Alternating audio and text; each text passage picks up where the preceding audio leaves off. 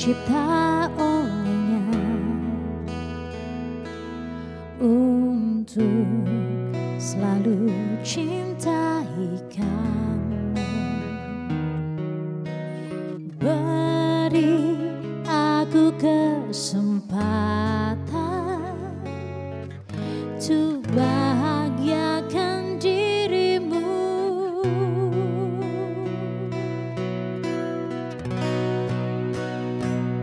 Sampai aku tutup usia, kan ku jaga hatimu sampai aku tua.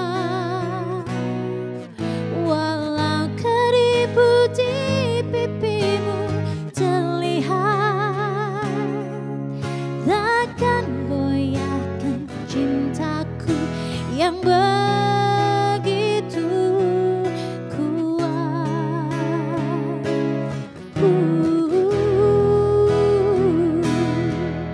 Takkan goyahkan cintamu yang begitu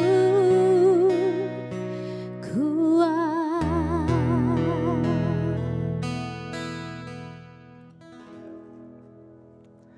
Halo pemirsa, kembali kita berjumpa di Kita Bicara, bicara data, bicara fakta. Lila dan Sodik sudah mengawali dengan sampai tutup usia, ya. Ada satu bait yang membuat saya insecure. Meski keriput di pipimu terlihat, gitu ya. Saya auto langsung bercermin tadi ya. Ini lagu kayak nyindir saya banget. Iya, iya. Gimana Lila? Nggak ada keriput ya. Masih botoksnya masih berfungsi dengan baik ya, karena botoks 6 bulan biasanya. Begitu ya. Tapi tadi menarik ya. Meski keriput di pipimu terlihat, aku tetap akan mencintaimu. Nah, ini adalah gambaran meskipun kita itu semakin lama akan, karena menua itu pasti gitu ya. Tapi bagaimana kita menua dengan tetap bahagia, dengan tetap memiliki kesehatan finansial dan mental yang baik, itu yang harus dipersiapkan. Saya mau tanya ke Lila dan Mas Sodik. Kalau Mas Sodik, saya nggak akan tanya karena masih 17 tahun, perjalanan ke usia senja kan masih jauh ya. Begitu ya, jadi deg-degan. Bukan berarti Lila sudah mendekati usia senja, nggak juga. Gak apa-apa, tapi kan senja yang seumuran. ceria, senja yang ceria. Ya. Gitu. Kalau Lila misalnya nih ngebayangin besok hari tua tuh gimana sih? Takut atau optimis atau biasa-biasa aja? Sedang dalam proses belajar menerima apa yang hidup telah berikan untuk kita. Sesuai jalannya aja. Kalau menua dengan bahagia, menua dengan sehat, menua dengan tetap cantik menurut diri kita. Iya, menua dengan tanpa keriput di pipi Begitu. tadi ya. Tapi serem juga ya, nanti sama ya mana anak sama cucunya Iya, iya. nanti. Nah, coba kita lihat ngomongin soal usia, lanjut usia atau lansia. Sebenarnya usia berapa sih yang dimaksud dengan lansia? Kita coba lihat yuk slide berikut ini. Nah, ini dari data 2009. Masa lansia itu sebentar disebutkan adalah usia 46 sampai 55 tahun. Itu masa lansia awal. Jadi kalau kita bicara masa lansia awal 46 sampai 55 tahun, saya belum termasuk di sana ya. Karena masih ABG. Masa lansia akhir 56 sampai 65 tahun. Mas Sodik tolong diwaspadai. Masa lanjut usia 65 tahun ke atas. Nah, ini yang akan kita bahas hari ini, bagaimana kita menyongsong hari tua yang jelas pasti akan datang, tapi dengan kondisi yang bahagia, sehat mental dan finansial. Saya akan mengundang untuk bergabung bersama saya di sini, Ibu Teresia Agung MHarsiwi SEMSI, dosen manajemen UAJY dan trainer serta konsultan SDM, juga Ibu Eri Suraika Puspadewi SPSI PSI CHT, seorang psikolog untuk bergabung bersama kita, Bu Siwi dan Bu Erika.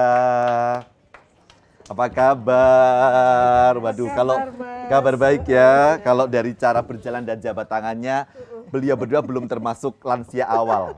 Masih belum ada nih gitu. Menunjukkan tanda-tanda. Jadi masih belum di usia 46 aja belum ada gitu ya. Tapi pasti akan kita bahas bagaimana mempersiapkannya. Nah, sebelum kita berbincang lebih jauh, saya akan mengajak Anda pemirsa melihat temuan saya di lapangan. Apakah betul sudah banyak yang memiliki kesadaran untuk mempersiapkan diri di usia lanjut? Simak temuan saya berikut ini.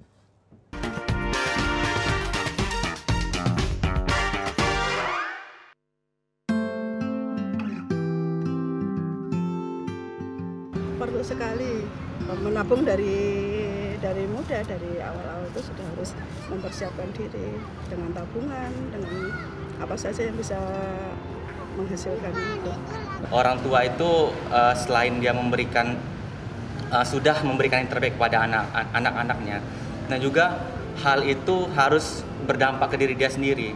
Oleh sebab itu ketika dia berbicara tentang finansial, jadi orang tua itu harus banyak memiliki finansial yang telah disupport oleh anak-anaknya. Sangat-sangat dibutuhkan. Karena posisi kalau saya terus terang anak saya cuma satu.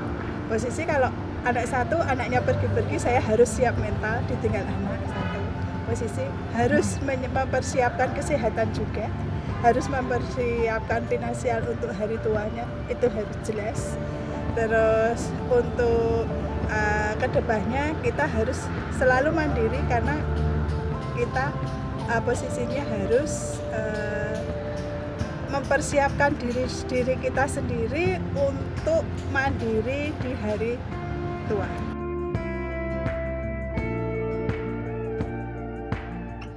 Kita udah mempunyai beberapa usaha ya cuma kecil-kecilan sih, tapi untuk bekal kita nanti kalau sudah purna gitu.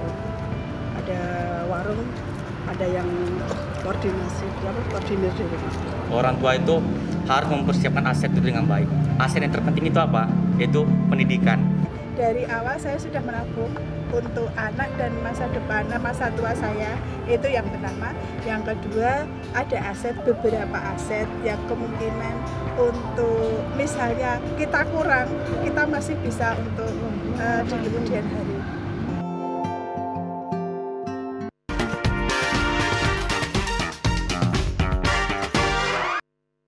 Ya, itu tadi temuan saya di lapangan, beberapa yang saya temui mengatakan sudah mempersiapkan, termasuk memiliki aset dan sebagainya. Tapi kita akan membahas sebelum ke persiapan yang harus kita lakukan ketika kita di usia senja. Kalau kita bicara harapan hidup di Indonesia. Nah, Bu Siwi, ini ada data tentang umur harapan hidup penduduk Indonesia 2012 sampai 2022. Bisa diterangkan, Bu? Ini bersumber dari Badan Pusat Statistik. Ya, silakan Bu Siwi. Baik, terima kasih Mas Ferry. Gambar ini menarik untuk kita cermati ya. Berarti dari 10 tahun terakhir lah. Ini menunjukkan angka harapan hidup penduduk Indonesia itu naik terus. Oke. Gitu ya. Ke depan bisa jadi ini akan naik terus. Sebenarnya kalau dilihat dari dunia, itu angka harapan hidup penduduk Indonesia itu tergolong rendah. Karena di dunia ada mencapai sampai 83. 83. Iya. Kalau di Indonesia terakhir ini ya, Bu, terakhir ya? 71,85. Berarti sekitar 72 tahun. 72. Dan saya rasa ini menarik gitu ya. Kalau dalam konteks mengapa ini semua terjadi, kita akan seharusnya mencermati bahwa fasilitas kesehatan, dukungan pemerintah itu sangat bagus. Oke. Sehingga karena kesehatan itu terjamin, maka usia harapan hidup penduduk kita itu naik gitu ya. Dan mungkin juga ada faktor-faktor yang lain ya, tentunya entah faktor psikologis atau faktor yang lain gitu ya. Nah, yang menarik adalah dengan angka harapan hidup semakin tinggi ini di satu sisi positif. Iya. Ya. Berarti orang Indonesia itu sehat gitu ya. Di sisi yang lain akan timbul persoalan baru. Karena usia ini adalah usia yang tidak produktif. Oke. Ya, kalau kita lihat usia pada umumnya orang bekerja itu sampai usia 55 atau 58. Nah, persoalannya adalah dari usia pensiun, misalnya dia bekerja, itu sampai dengan usia harapan hidup ini, dia tergolong manusia tidak produktif. Taruhlah 55, kemudian sampai 72, berarti ada sekitar 17 tahun tidak produktif. Tidak produktif. Kalau kemudian 17 tahun itu masih memiliki income karena memiliki pensiun, taruhlah meskipun tidak produktif secara fisik misalnya bekerja, tapi ada pendapatan sesuatu yang income-nya ada. Yang menjadi masalah kan kalau dari sektor swasta atau mungkin entrepreneur begitu ya. Betul sekali Mas Ferry ya. Jadi justru ini data ini itu harus mengingatkan kita bahwa kita harus menyiapkan ketika kita tidak produktif ini. Artinya kita bicara dana hari tua. Gitu ya. Dana hari tua itu kan harus dipersiapkan jauh-jauh hari. Bahkan gitu ya, menurut teorinya itu harus dipersiapkan mulai dari pertama kali kita punya penghasilan. Oke, ini menarik, berarti kita harus ngapain nih gitu ya di dana hari tua. Karena kadang-kadang begini, saya tidak menyiapkan dana hari tua, tapi yang saya persiapkan anak-anak saya gitu kan. Anak saya biar pinter, jadi orang dalam tanda kutip, nanti saya kan tua ada anak-anak anak nih gitu. Padahal semestinya ketika kita mulai bekerja pertama kali, disitulah dana hari tua disiapkan. Tapi ada juga slide yang cukup menarik, kita lihat di sini ya. Angka harapan hidup tertinggi, kita tidak akan membahas ini kenapa terjadi, tapi mungkin juga bisa menjadi pembanding. Tadi betul disebutkan bahwa secara umum usia harapan hidup di Indonesia adalah 72. Nah ternyata ketika di breakdown lagi dari data BPS ini, juga ada provinsi dengan angka harapan hidup tertinggi. Ya, Bu Siwi silakan jelaskan. Oke, dan yang menarik adalah tertingginya adalah DIY. Wow, pria 73 tahun, wanita 76. Ini menarik gitu ya. Maka banyak orang melihat gitu ya, hidup di Jogja itu ekspektasi atau angka harapan hidupnya menjadi lebih tinggi. Dan sebetulnya tidak mengagetkan gitu ya. Mungkin nanti Bu Erika akan menambah ada apa? Mengapa kok usia orang yang tinggal di Jogja itu bisa sebegitu tinggi, bahkan paling tinggi di Indonesia. Padahal kalau kita lihat provinsi di Indonesia kan cukup banyak, kita bisa nomor 1, gitu ya. Betul, padahal kalau boleh jujur, gitu ya, ini kan menarik. Di satu sisi UMR di DIY itu tidak terlalu tinggi, bahkan termasuk rendah, gitu ya. Ada apa dengan orang Jogja, gitu ya? Dan ini memang temuan ini akan banyak runtutannya, salah satunya ya mungkin orang kemudian pengen pensiun di Jogja. Ya, ada yang mengatakan karena suasananya tenang, ada budaya yang nerimo dan sebagainya, bersyukurnya banyak begitu ya. Tapi apakah itu berkorelasi dengan angka harapan hidup tertinggi secara psikologis? Saya akan coba tanyakan ke Bu Erika. Tapi kita coba lihat kembali pemirsa data yang tadi saya tampilkan. Saya coba berdiri sebentar di data ini. Nah, tadi ada disebutkan bahwa masa lanjut usia adalah 65 tahun ke atas. Artinya kalau tadi ada angka harapan hidup 72, kemudian ada tadi di Jogja tadi ada perempuan 76, laki-laki 73 misalnya, itu berarti sudah memang memasuki masa lanjut usia. Nah, secara psikologi sebenarnya masa lanjut usia itu penjelasannya bagaimana Bu Erika? Jadi kalau menjelang kita masa lansia itu adalah proses menurunnya secara fisik, mental, kemudian juga fungsi kognitif juga menurun, metabolisme tubuh juga melambat. Dengan kondisi seperti itu, perjalanan hidup seorang manusia itu mulai melambat menjelang usia-usianya semakin meningkat. Nah, dengan kondisi ini memang harus diperhatikan terkait dengan dengan fisiknya, mentalnya, bagaimana dia merawat, memaintain dirinya sehingga dia mampu menjalani usia-usia selanjutnya seperti itu. Oke. Dan ini menarik tadi disampaikan Bu Siwi misalnya ada 17 tahunan ya gitu ya dari usia kita produktif ke tidak produktif, sementara dari sisi psikologi jelas disebutkan ada penurunan fisik, mental, kemudian aspek kognitif dan metabolisme tubuh. Memang sudah nggak mungkin produktif lagi kan gitu. 17 tahun itu bisa dan bisa jadi lebih gitu kan. Nah, apakah kemudian hal seperti itu bisa menjadi gangguan mental gitu. Orang mengalami stres karena setelah saya produktif tiba-tiba saya mohon maaf tidak bisa seproduktif dulu. Dulu misalnya kulitnya kenceng, kendor semua gitu misalnya. Metabolismenya belum lagi mungkin gampang sakit dan lain-lain. Ada nggak sih Bu kaitannya kemudian orang mengalami gangguan mental gitu? Oh ada banget dan ini nih kembali lagi gimana si lansia tersebut menyesuaikan diri dengan perubahan fisik mentalnya. Jadi kalau dulu dia biasa bekerja keras, kemudian juga mencari uang, dengan kondisi seperti ini tahu-tahu pensiun, kemudian tahu-tahu dia udah menjelang lansia, berarti kan tidak bekerja lagi. Ketika dia tidak bekerja, dia harus menyesuaikan diri bahwa aku sudah nggak bekerja, jadi aku harus tetap memberdayakan diriku dengan menyesuaikan diri dengan income yang semakin berkurang ataupun mungkin income-nya juga tidak seperti dulu. Kalau dulu mungkin bisa bekerja di beberapa bidang ketika sudah sepuh, ini kan hanya pasif income yang didapatkan. Kemudian harus bisa bersosialisasi. Mampu jadi gini, seseorang itu melewati masa lansianya. Apakah dia akan sehat mental secara fisik dan mental ataukah tidak, itu tergantung dari masa lalu sebelum dia ketika sampai dia di usia lansia itu. Jadi masa mudanya bagaimana? Apakah dia produktif, mudah bergaul, kemudian gampang bersosialisasi, menjaga kesehatan, selalu berolahraga, itu nanti akan berdampak di masa lansianya. Jadi kalau seseorang ketika dia misalnya malas berolahraga, punya income hanya dari satu tempat, dia tidak kreatif untuk mencari hal lain, itu nanti kejadiannya di masa lansia akan sama. Jadi dari masa sekarang lah, ketika masih muda, masih belum masuk lansia awal, dia itu menjalankan sosialisasi, aktif bergerak dan olahraga, kemudian mencari kegiatan-kegiatan positif yang bermanfaat buat dirinya. Karena ini nanti ketika dia menjalani masa pensiun, dia sudah siap. Karena di masa mudanya dia aktif.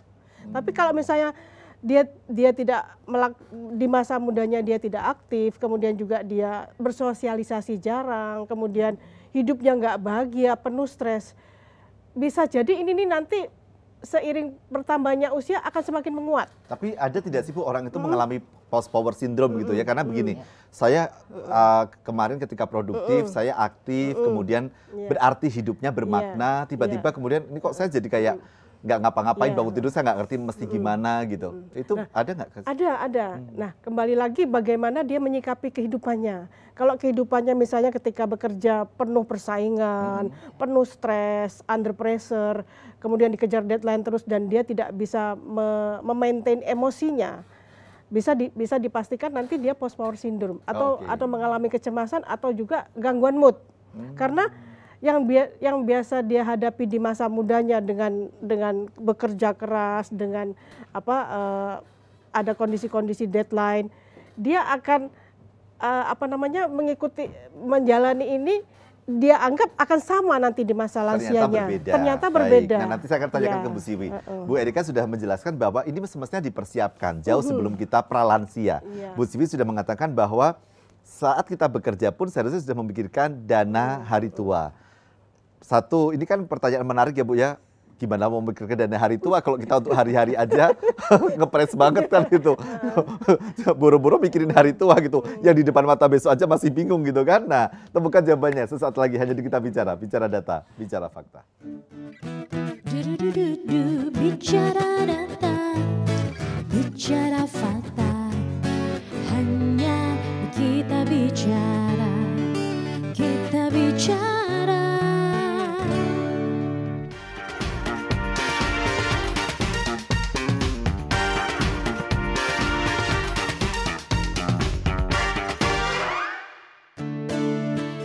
Bicara data, bicara fakta,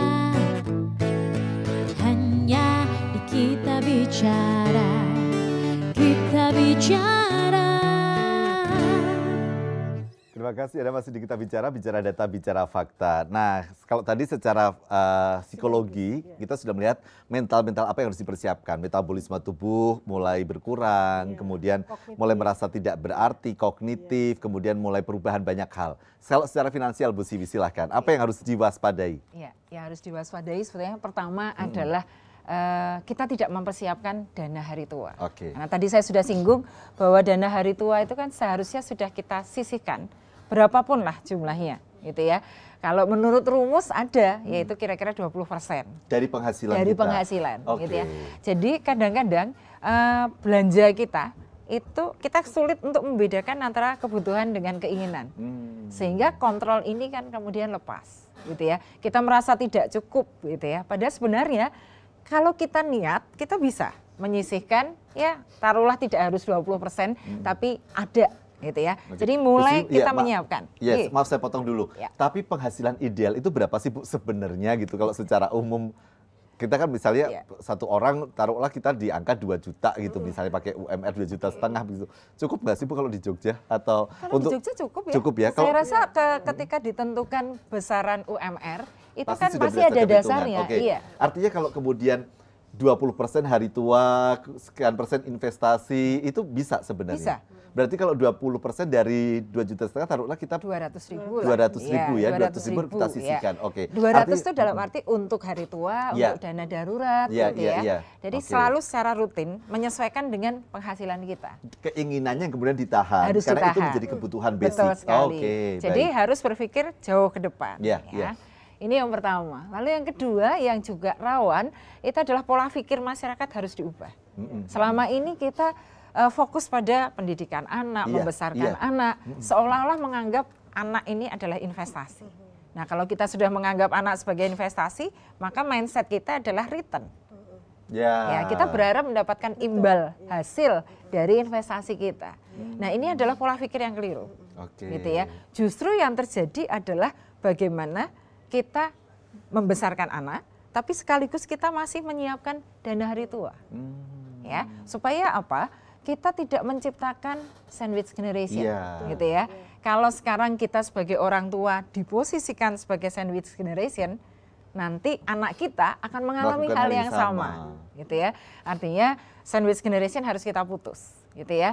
Berarti mulailah kita berpikir jangan anak itu adalah investasi, gitu ya. Kemudian yang ketiga, saya rasa ini juga penting. Kadang kita gagal menciptakan kemandirian finansial anak-anak kita. Jadi misalnya apa ini? Literasi keuangan, literasi finansial itu harus juga kita tanamkan pada anak-anak. Jadi anak-anak itu harus sadar ketika orang tuanya mendidik, membesarkan, kemudian memberikan pendidikan, dia harus mandiri, gitu ya. Ketika dia nanti mandiri, dia tidak bergantung pada orang tuanya. Dan yang jadi masalah, saya sering mengamati ada beberapa orang tua, terutama lansia, gitu ya.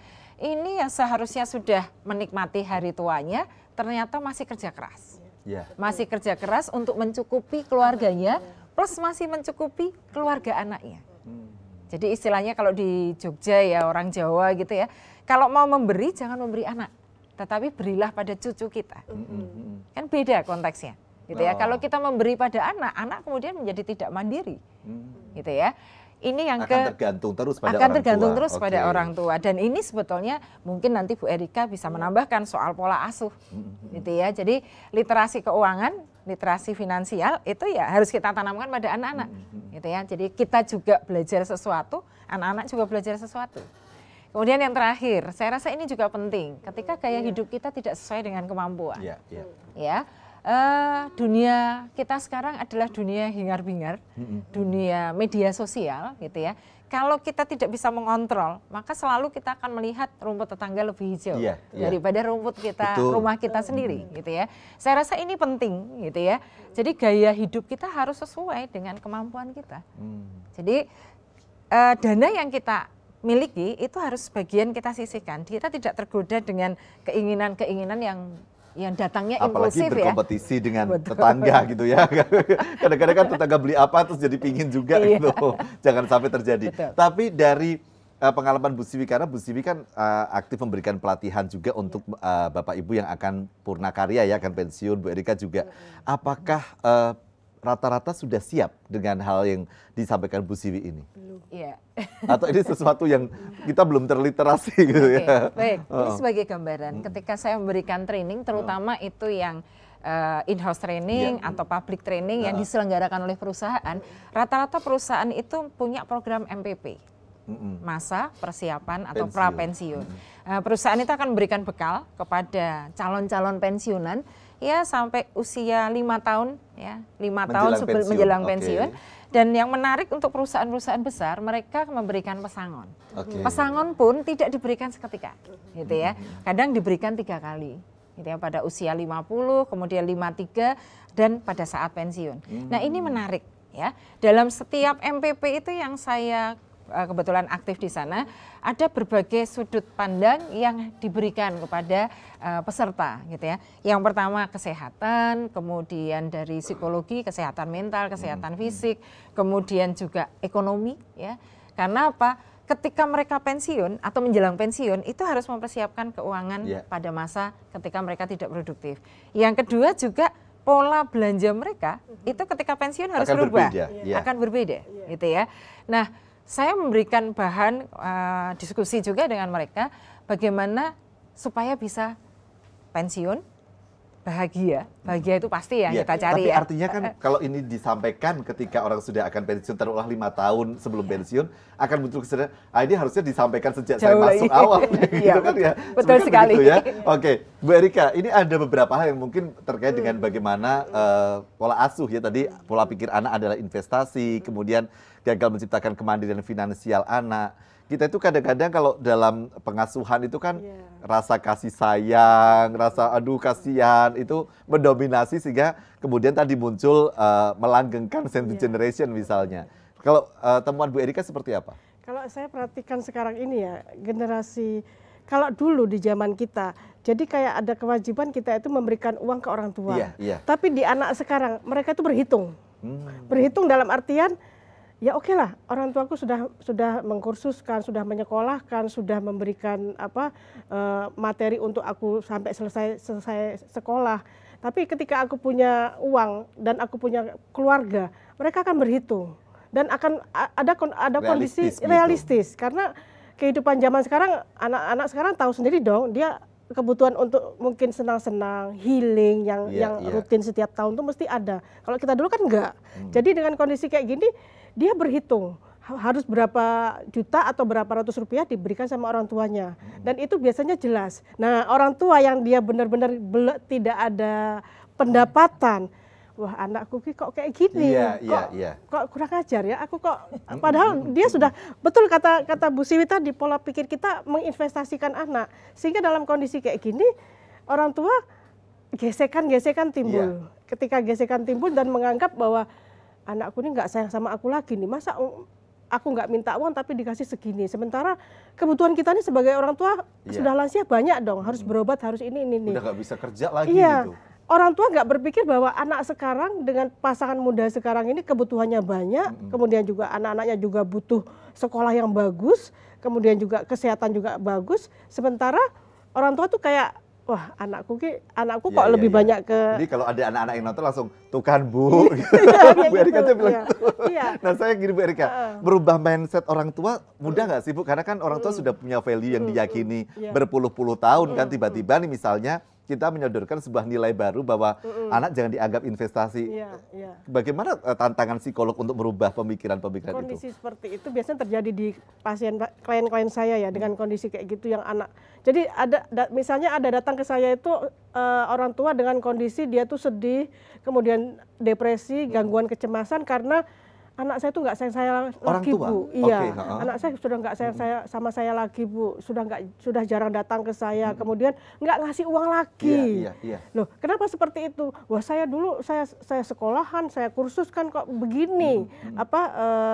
Yang didapat dari saya. Sementara si ibu pensiunan tapi kecil. Nah dengan kondisi seperti ini, ibu gimana komunikasinya dengan anak? Ternyata anaknya itu pernah menyampaikan, Bu memang saya tuh kemampuannya bekerja, hanya sekian. kemampuan sini. Ibu saya bagi sekian ratus begini. Dan saya juga harus memberi mertua saya. Dengan pembagian yang begitu banyak, dia kan harus realistis. Nah, ketika menyampaikan ke ibu dengan tegas, ibunya agak nggak terima. Anakku kok begini. Tapi si anak itu kemudian mampu meyakinkan ibunya bahwa zaman saya sama zaman ibu berbeda. Uang akan lebih banyak saya keluarkan untuk keluarga. Dan ibu juga akan saya beri. Sekarang milih mana Bu? Ibu tidak saya beri atau ibu saya beri karena kondisinya ya ibu tahu sendiri seperti ini. Ibu harus menyesuaikan diri. Jadi saya ajak family therapy untuk komunikasi. Ada family terapinya? Ada. Jadi ibunya menyadari bukan anaknya itu meninggalkan dia, bukan anaknya itu melupakan dia, enggak. Jangan sampai kuku tuh kok jadi batu gitu. Iya begitu.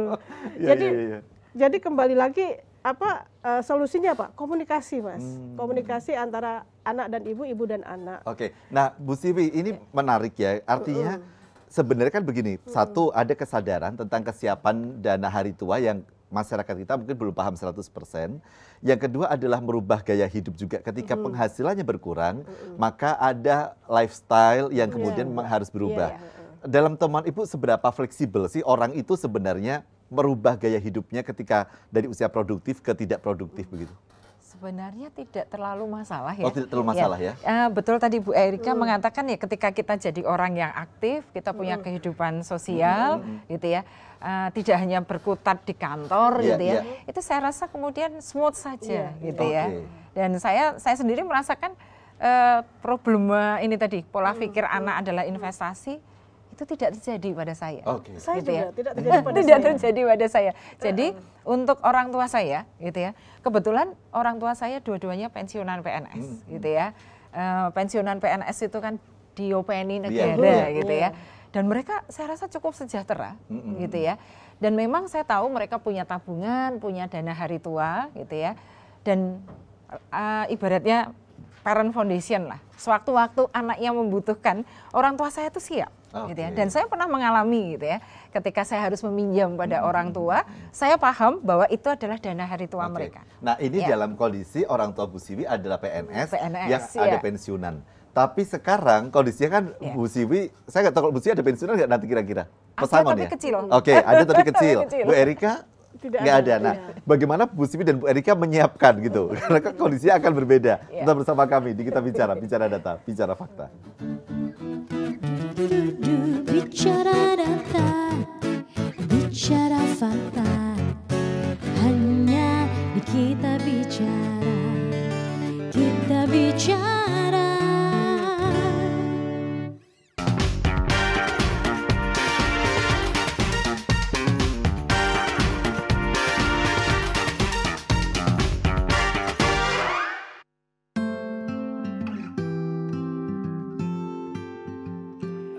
Tidak sering, tapi pernah melihat juga karena mungkin keluarganya juga tidak se-care gimana caranya untuk dari awal juga tidak mempersiapkan diri, terus keluarganya juga kurang begitu memperhatikan, mungkin seperti itu. Tidak ada, karena daerah saya sendiri termasuk daerah yang sangat memperhatikan orang tua dan juga culture seperti daerah Melayu juga itu orang tua itu ya harus dirawat.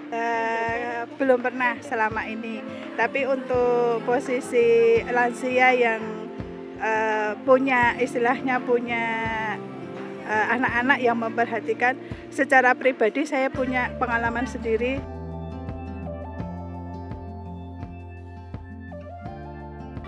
Perlu sekali, mungkin kalau yang sekarang ada yang program yang dari pemerintah itu kayaknya mungkin sangat berguna ya untuk orang-orang yang sudah pernah tapi tidak diperhatikan dengan keluarganya. Harus sangat mendukung. Caranya keluarga berkolaborasi dengan pemerintah.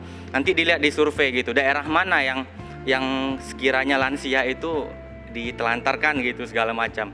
Saya kira sangat perlu itu, karena belum tentu semua lansia itu punya budget untuk masa depan, masa tuanya aja.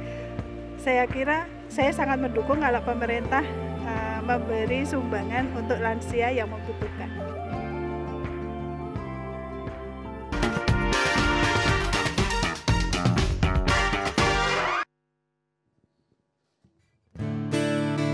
Bicara data, bicara fakta, hanya di Kita Bicara, Kita Bicara. Ya, karena tadi yang dicontohkan Bu Siwi kan orang tua Bu Siwi yang pensiunan ya, dengan pensiunan yang sangat cukup, bahkan Bu Siwi pernah merepoti tadi berdasarkan cerita Bu Siwi. Saya membayangkan kalau misalnya kita orang swasta gitu ya, yang atau pekerjaan yang entrepreneur gitu, kemudian memang ada tadi penurunan kualitas fisik, kognitif dan sebagainya, pasti penghasilannya akan berkurang. Saya bertanya ke Mas Sodik deh, kalau Mas Sodik, meskipun Mas Sodik saya rasa akan sampai umur berapapun karena musisi dan sering bikin jingle sebagainya akan tetap terpakai aman lah gitu.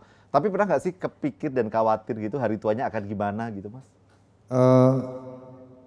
Iya khawatir sih. Oh iya. Terutama selain finansial juga ini masalah kesehatan. Oke. Karena terus terang kalau pola kerjanya itu karena tidak teratur ya. Jadi karena di industri kreatif di industri kreatif inspirasinya muncul malam hari gitu. Ya itu, terutama kesehatan sih. Oke. Kesehatan. Oke. Jadi kalau masalah keriput-keriput ya khawatir ya. Itu persoalan saya. Kalau Lila kalau di keluarga kan ini pasti support system ya, karena biasanya kan suami yang akan ini. Lila punya nggak khawatir atau justru sudah mempersiapkan dari sekarang? Paling asuransi ya. Asuransi. Dana untuk masa tua. Terus sama mungkin kita explore lagi nih selain di dunia seni yang kalau penyanyi kan ada batas usianya. Mungkin di bidang lain yang timeless gitu. Oke, nah ini menarik ya. Jadi nanti saya akan tanyakan ke Bu Siwi juga, karena sebenarnya berarti kita harus punya pemikiran ke depan bahwa ada potensi-potensi lain yang bisa kita lakukan gitu ya. yang kemarin pegawai menjadi entrepreneur misalnya, nanti kita bahas, tapi saya akan ke Bu Erika dulu. Jadi ini yang sering kali terjadi ketika kita bertemu atau di rumah ada lansia ya Bu Erika ya. Tadi ada gesekan-gesekan karena memang kita sedang dalam masa tumbuh kembang yang aktif, sementara lansia mengalami hal-hal yang seperti di slide ini. Bu Erika bisa menjelaskan, ada kesepian, kesendirian. Jadi gini, menua itu pasti terjadi pada setiap manusia. Nah, bagaimana menua dengan bahagia, bagaimana menua dengan sejahtera, kita sendiri yang harus menjalani dan menyikapi. Dan menyiapkannya. Menyiapkannya. Dan yang paling penting itu adalah positive thinking, itu yang utama. Jadi ketika kita merasa usia kita sudah, wah kok aku sudah tua ya. Jadi yang pertama itu mental blocknya harus dirubah. Jangan pernah merasa tua. Berapapun usia jangan pernah merasa tua. Ketika kita menyatakan aku sudah tua, sudah keriput, sudah gini-gini, otomatis kepikiran. Kepikiran akhirnya cemas. Cemas, aduh aku kok belum perawatan, aku kok merasa nggak ganteng, merasa nggak cantik. Gitu ya. Larinya, larinya mulai cemas. Ketika mulai cemas, pikirannya apa? Negatif. Ketika negatif terus muncullah gangguan mental ini. Jadi misalnya gangguan cemas, nanti kalau aku tua sudah keriput, nanti orang nggak mau ketemu aku lagi. Kesepian. Kemudian kalau untuk orang tua yang anak-anaknya sudah mandiri, sudah menikah, sudah tinggal di luar kota, tidak di Jogja lagi misalnya, dia akan mengalami emptiness syndrome. Kesepian, kesendirian, karena apa? Karena anaknya udah pergi semua. Rumah segede gajah misalnya, tetap aja anaknya misalnya 4 orang, tetap sepi. Nah, dengan dia, kalau dia tidak bisa memaintain sepinya, akan timbul gairah hidupnya menurun, kemudian nggak semangat lagi hidup, kemudian cemas terus menerus. Nanti kalau aku terus sendirian, anakku nanti pergi, kalau aku kenapa-kenapa, kalau aku sakit gimana. Kemudian udah deh, mood swing mood swing antara positif dan negatif, antara sedih dan gembira ganti-gantian. Ujung-ujungnya nangis, minta anaknya datang, malah merepotin anak kan, ketika anaknya bekerja. Habis itu ketika anaknya nggak bisa full time memperhatikannya, mulai deh halusinasi, mulai pikun, mulai mencari-cari anak, padahal anaknya di luar kota. Dan ini termasuk yang menarik, ini ya sering mengulang-ulang kisah masa lampau ya. Betul. Diceritakan terus lagi. gitu. Ibu dulu begini loh, bapak dulu begini loh. Jadi anak itu mendengarnya berulang-ulang, itu sudah diceritain, kok diceritain lagi gitu loh. Nah, untuk yang mereka generasi muda, begitu orang tuanya suka ngulang-ngulang masa lampau, mengkat. Bu, Pak, itu sudah loh diceritain. Nah, ini ada yang menarik di sebelahnya ini kan tipsnya nih gitu ya, agar kita tetap sehat mental, menjaga kesehatan fisik, menjaga pola dan gaya hidup sehat yang dimulai jauh sebelum lansia, punya income sendiri atau passive income, bersosialisasi dan silaturahmi itu ternyata penting, punya aktivitas produktif rutin dan terjadwal, dan rutin cek kontrol kesehatan. Nah, ketika manula atau lansia itu dia bisa membawakan dirinya seperti dengan tips-tips kesehatan yang sudah sebelumnya dia jalani, otomatis dia merasa dia tua, tapi dia nggak merasa sudah tua. Karena apa? Karena dia sudah menjalani aktivitas-aktivitas yang positif, yang teratur, bersosialisasi, kemudian juga punya income sendiri. Jadi tidak merepotkan anak, tidak merepotkan orang lain. Malah mungkin si orang tua dengan punya income sendiri, dia bisa memberikan dana kepada yang nggak mampu, dia juga menambahkan ibadahnya agar lebih kuat. Nah Bu Siwi ini punya income sendiri atau passive income, apakah bisa dilakukan? Karena ada orang yang mengatakan begini, kan saya tuh memang terlahir sebagai pegawai, saya tuh nggak bakat jadi wirausaha gitu kan, saya tuh nggak bakat jadi entrepreneur. Tiba-tiba kita sudah tidak bekerja kantoran di usia yang sudah relatif senja gitu ya, terus kemudian harus punya passive income atau punya active income dengan punya usaha lain. Apa bisa di-switch semudah itu? Menarik. Kalau kita bicara income sendiri atau passive income, saya rasakan tidak selalu kita bekerja, gitu ya. Biarkan aset yang kita punya itu bekerja untuk kita.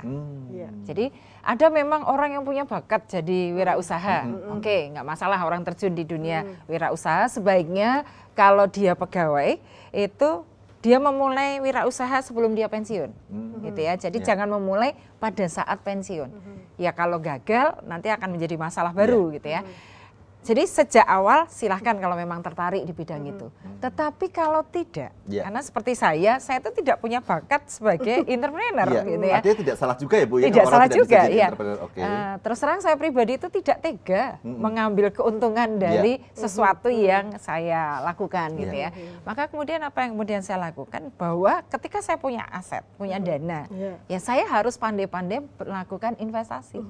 Secara prinsip investasi itu adalah cukup banyak saya rasa ya, dari perbankan, kemudian pemerintah sendiri ada surat berharga gitu ya, kemudian properti, kos-kosan dan sebagainya. Biarkan aset ini memberikan rezeki kepada kita.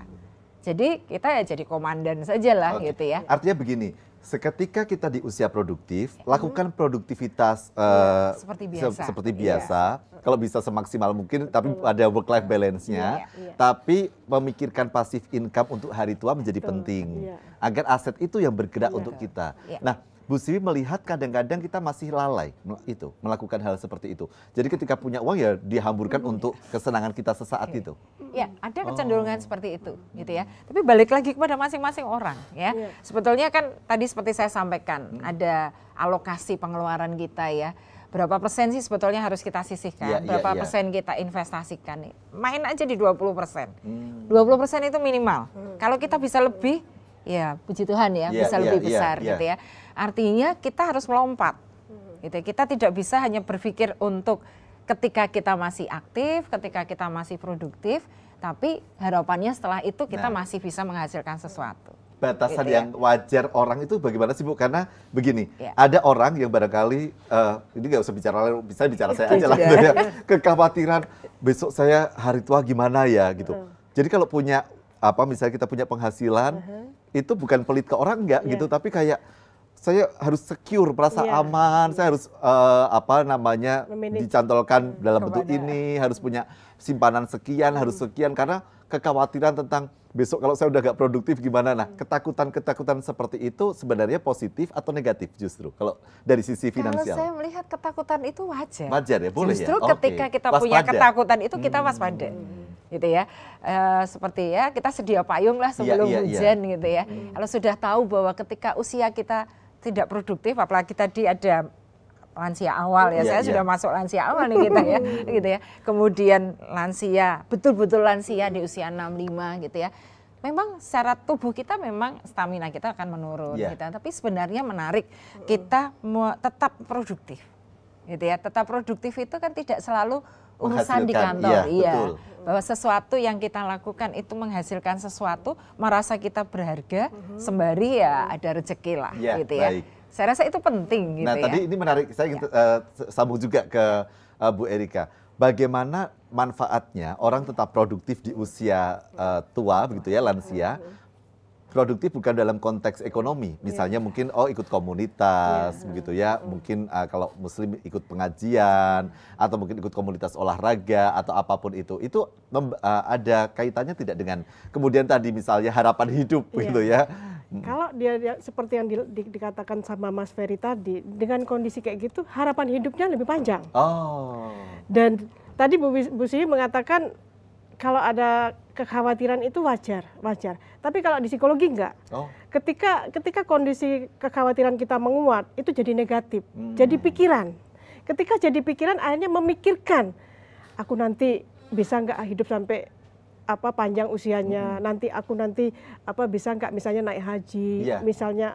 Jadi kepikiran-kepikiran akhirnya apa? Dia menjadi manusia yang tidak produktif. Karena mental blockingnya dia negatif terus.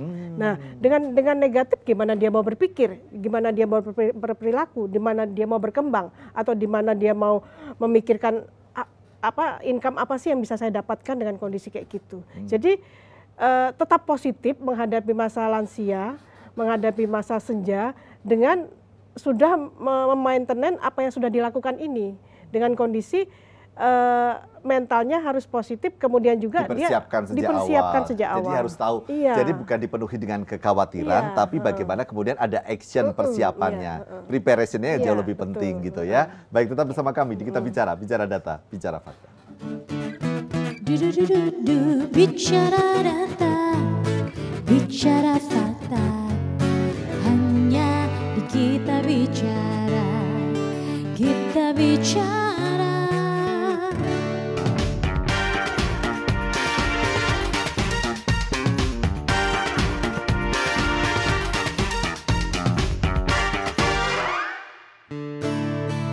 Bicara data, bicara fakta, hanya kita bicara, kita bicara. Terima kasih, dan masih kita bicara data, bicara fakta. Saya kembali lagi ke Bu Erika tadi. Jadi sebenarnya kalau kita memiliki lansia di rumah, perlu memberikan ruang juga untuk beliau-beliau ini tetap aktif, berinteraksi dengan teman-temannya, begitu diperbolehkan, dan justru malah bagus ya Bu. Jadi ketika kita punya lansia, jadi lansia itu kan kadang pengen tinggal sendiri.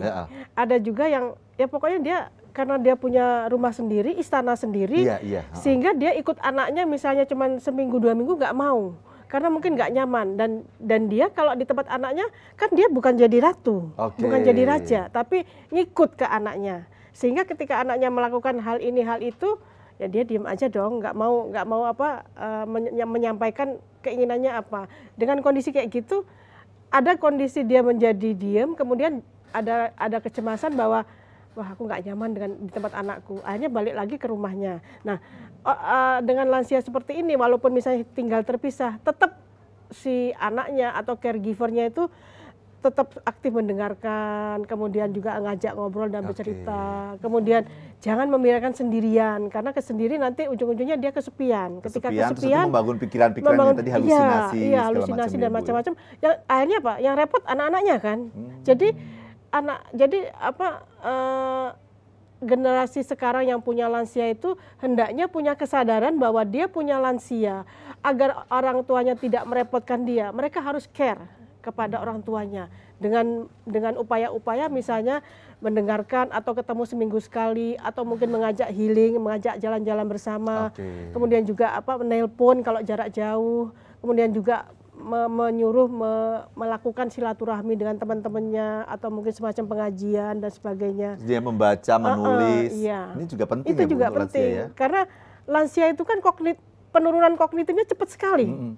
Jadi pikunya akan cepat datang. Jadi kalau nggak diaktifkan dengan berkomunikasi dengan orang lain, kemudian juga memperkuat fungsi kognitifnya, pasti akan kerepotan anak-anaknya nanti.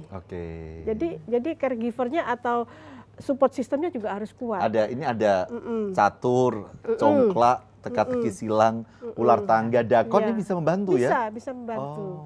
Yang penting orang tua itu ada teman untuk komunikasi, dan ada usaha atau latihan-latihan yang memperkuat fungsi kognitifnya, seperti itu. Jadi malah justru yang diajarkan yang ini seperti permainan tradisional ya, bukan nge-game gitu ya. Soalnya Lila yangnya di rumah dikasih HP Bu, disuruh main game. Ya benar. Share. Tapi pakai HP ya. Nah, Bu Sivi, kalau dalam institusi gitu ya, karena kalau ini kan ada ranah-ranah personal, apakah institusi itu punya kewajiban untuk mempersiapkan karyawan-karyawatinya yang akan purna, misalnya diberikan pembekalan sehingga mental health dan juga sehat finansialnya terpenuhi? Saya rasa itu penting ya, dan harus biasanya kalau di perusahaan atau organisasi itu di HRD ya, HRD harus menyiapkan itu. Gitu ya, itu bagian dari tanggung jawab sebelum melepas atau mem-PHK gitu ya, karena seharusnya adalah sudah berhenti gitu ya, dan itu harus diprogramkan gitu ya, disusun materinya dengan baik ya. Kita lihat potret dari pensiunan kita, pensiunan dari satu perusahaan itu sebagian menjadi apa, dan saya rasa testimoni penting gitu ya. Maksudnya bagaimana testimoni? Manfaat pelatihannya? Iya, bukan. Kita akan melibatkan orang-orang yang sudah pensiun. Dan orang-orang yang sudah pensiun yang sudah berhasil menjalani ya hidup yang bahagia, sehat, mandiri, dan tentu sejahtera ya. Nah, itu kita perlu datangkan. Gitu Bu Sivi, kita akan flashback lagi ke data tadi. Ada angka harapan hidup 72 tahun, Jogja tertinggi misalnya. Itu apakah kemudian secara sederhana gitu bisa kita katakan bahwa kalau angka harapan hidupnya 72 tahun berarti sama dengan kesejahteraan lansia itu bagus, mental dan finansialnya, atau ini persoalan yang berbeda gitu. Jadi ya harapan hidupnya sampai 72, tapi kita kan tidak pernah membreakdown orang-orang ini benar-benar happy atau enggak sih gitu. Itu gimana sih Bu Sivi sebenarnya? Baik, kalau saya sih melihatnya Jogja ini cukup unik ya, gitu ya, dengan situasi kotanya, meskipun kita tahu semakin lama makin macet gitu ya, polusi juga sangat tinggi gitu ya, tapi mindset, pola pikir, gitu ya, pola pikir enough is enough, gitu ya. Jadi setiap orang itu harus bisa mengukur, gitu ya, cukup untuk dirinya itu kan tidak bisa kita pakai ukuran orang lain, gitu ya. Ketika kita merasa sudah cukup, kita akan merasa diri kita kaya. Iya, gitu betul, ya. Saya sepakat. Artinya kita real kita bisa jadi tidak kaya, gitu ya. Tapi kita merasa diri kita kaya, berkecukupan, gitu ya. Berlebih tidak, kurang juga tidak. Nah, saya rasa ini kalau dikaitkan dengan psikologi ya, itu pasti menjadi penting, gitu ya. Jadi kita tidak mudah tergoda dengan gaya hidup, gitu ya. Ya smooth saja, gitu ya. Bahwasanya kita masih punya kesempatan dan kita masih punya passive income, ya ini kita cari, gitu ya. Tapi mencarinya jangan ketika pensiun. Jadi harus dipersiapkan sejak awal, gitu ya. Termasuk satu lagi, pada saat kita sudah tidak produktif, kita harus menyeleksi kembali aset kita. Ada tidak aset-aset yang nganggur, gitu ya. Kadang-kadang tanpa kita sadari ya, kita punya entah itu tanah, entah itu rumah, entah itu kendaraan, gitu ya. Kalau dulu ketika masih aktif, oke lah, kita punya kendaraan lebih dari satu. Tapi ketika kita pensiun, otomatis aktivitas kita akan turun, gitu ya. Kalau kita masih mau memiliki kendaraan tadi, kan berarti maintenance-nya juga tidak murah. Atau kita jual, atau pilihan lain kita karyakan.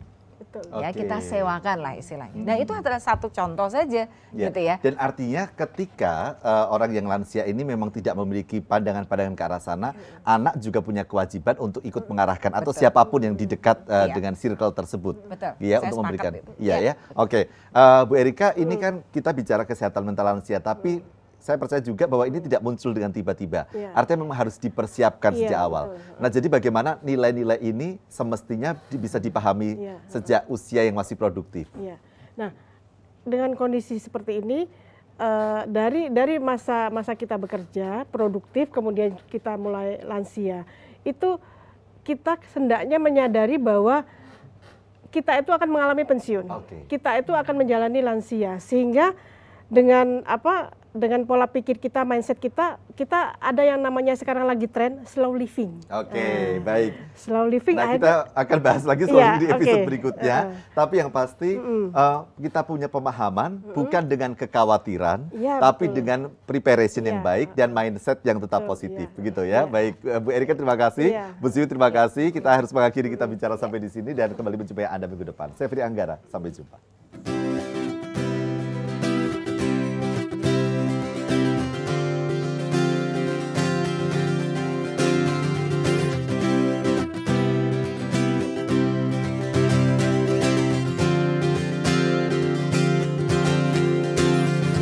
Serasa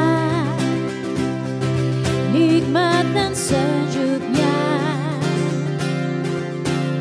bila kekasih tidur di pelukan, membentang dataran hijau bersemi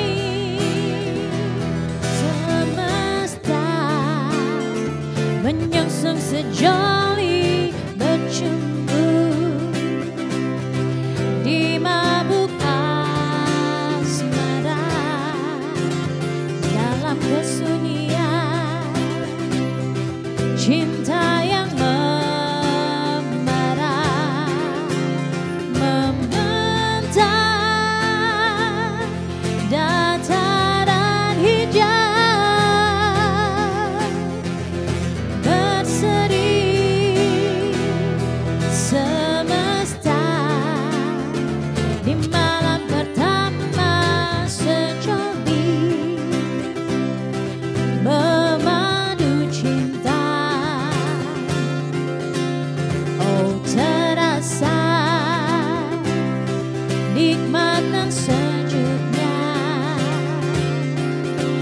bila kekasih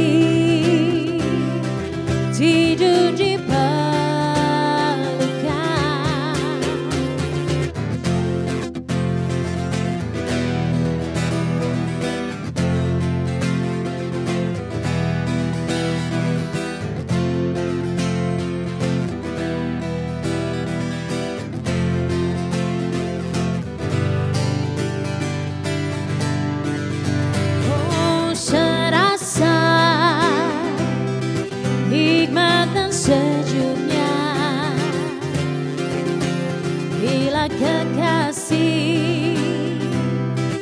tidur